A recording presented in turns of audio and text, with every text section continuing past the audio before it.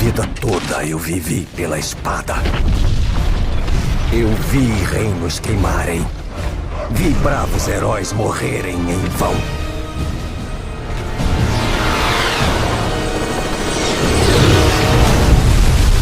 Foi difícil reconquistar a confiança depois de perder tanto.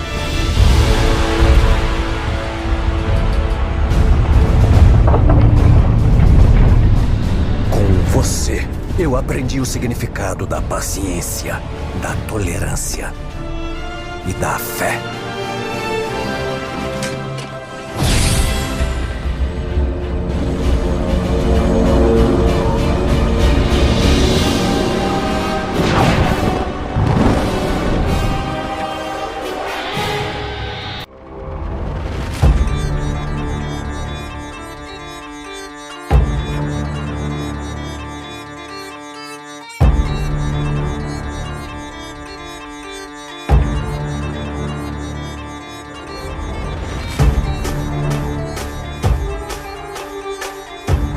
Gibi Fire! Elric! Hoje é quase que nem é mais um Gibi Fire, é mais um Chama Books. Pois hoje estamos numa partezinha meio nebulosa. Como já foi dito, né? Esse programa é baseado no Elric da Glennar, ou Elric, publicado aqui pela Mitos Editora. A proposta é fazer uma convergência entre as diversas publicações de Elric, inclusive do original dos livros. O problema nasce quando Elric, a Glennar, ela optou por pular alguns arcos originais presentes nos livros.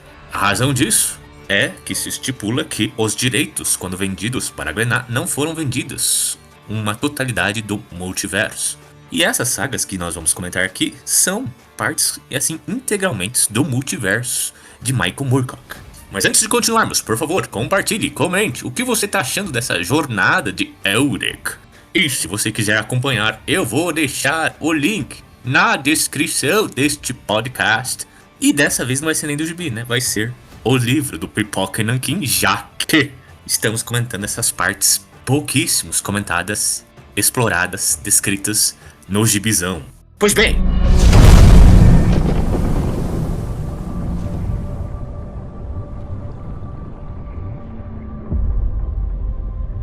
Anduin, agora eu acredito, como você, que a paz é a mais nobre das aspirações. Mas para preservar a paz, você deve estar disposto a lutar.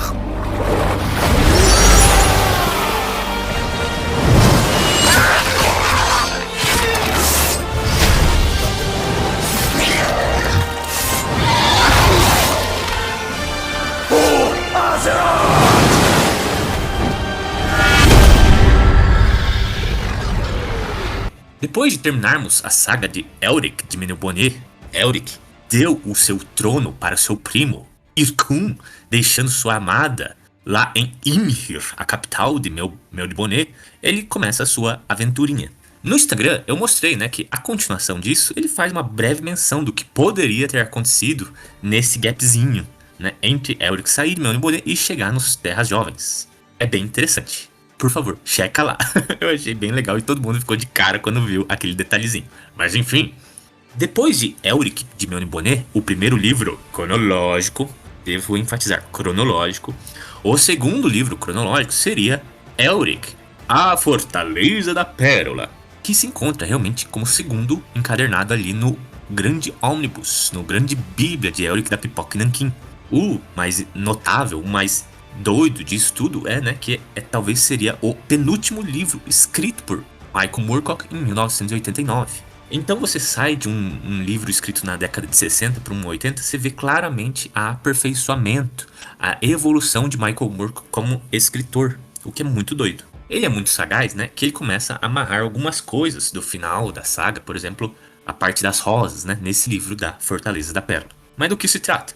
Justamente, Elric Moorcock, Elric, filho de Sadric, está viajando nos reinos jovens.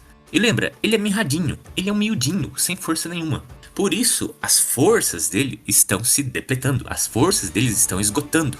e ele não sabe mais o que fazer direito.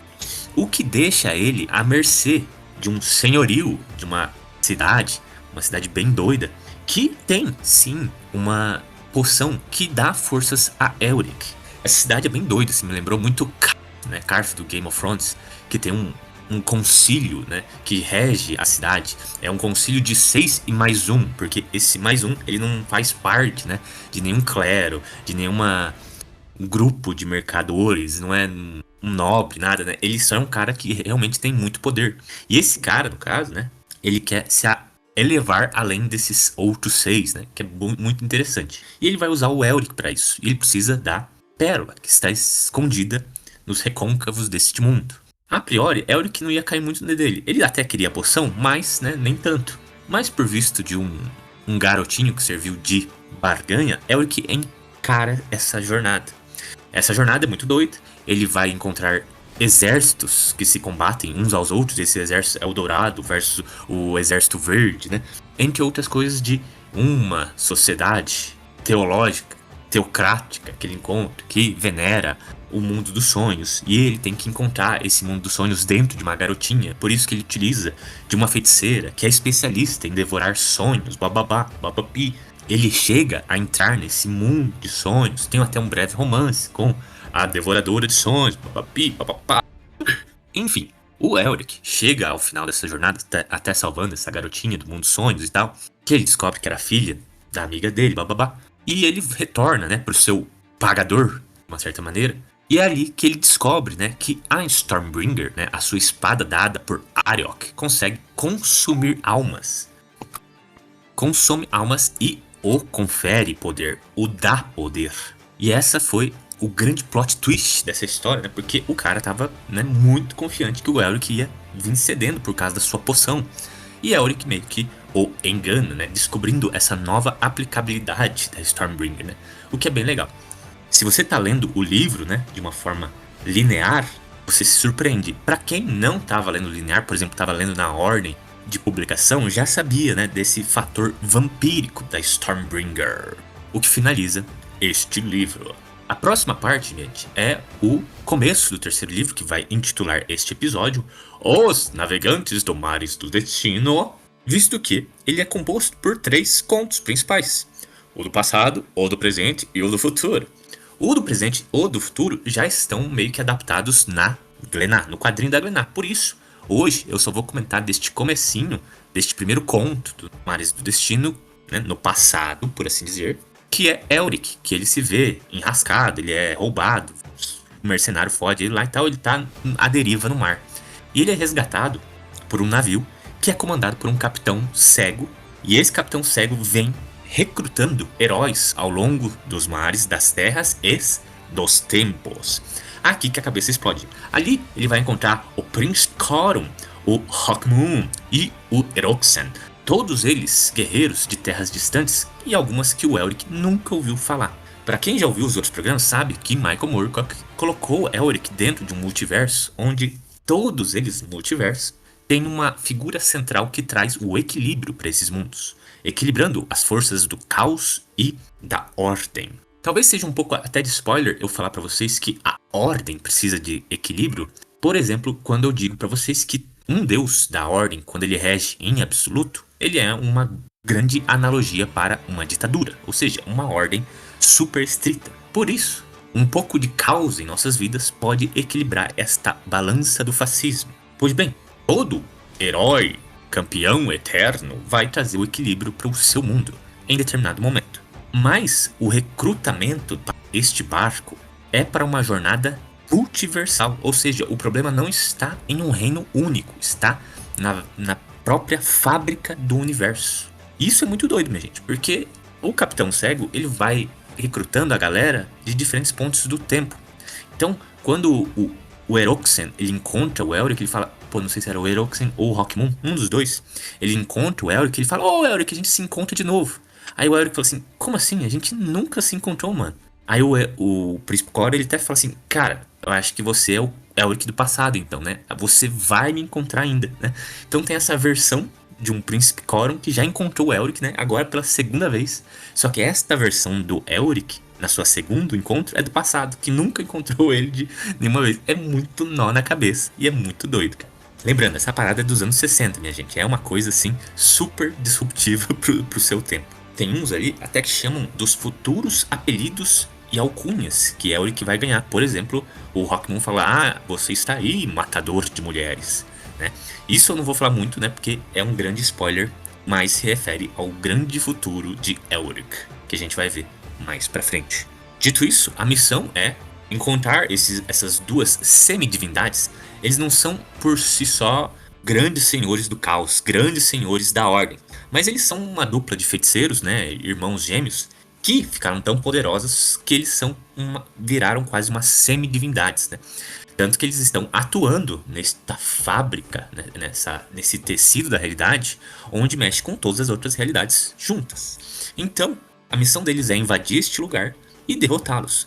Nisso, eles encontram vários obstáculos. Os guerreiros recrutados têm várias habilidades, tanto que tem uma que eu achei muito interessante, que é uma pessoa lá que tem uma flauta, e quando eles veem um enxame de outras criaturinhas, né, ele usa a flauta como se fosse aquele conto, né, do encantador de ratos, né, para dissuadir esses monstrinhos. Então é bem interessante, não é só os campeões eternos que têm poderes magníficos.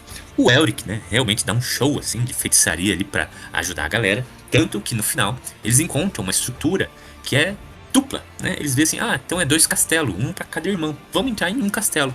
Mas no final das contas, eles se dão conta que essas estruturas é como eles conseguem perceber essas semidivindades. Esses castelos são os corpos desses dois semidemônios, né?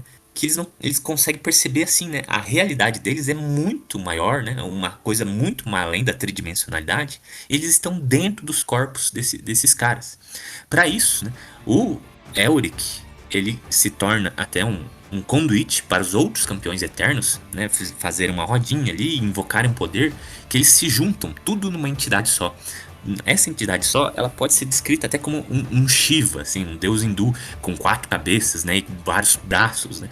E é muito interessante que quando ele se eleva ali, ele já tá com uma espadada no centro desse castelo, né, dando a entender que ele já tá ferindo um desses semidivindades. O outro, notando ali, começa uma batalha multiversal, onde o campo de batalha é as próprias galáxias do universo. As próprias galáxias do universo que se envolvem nas outras multiversais, né?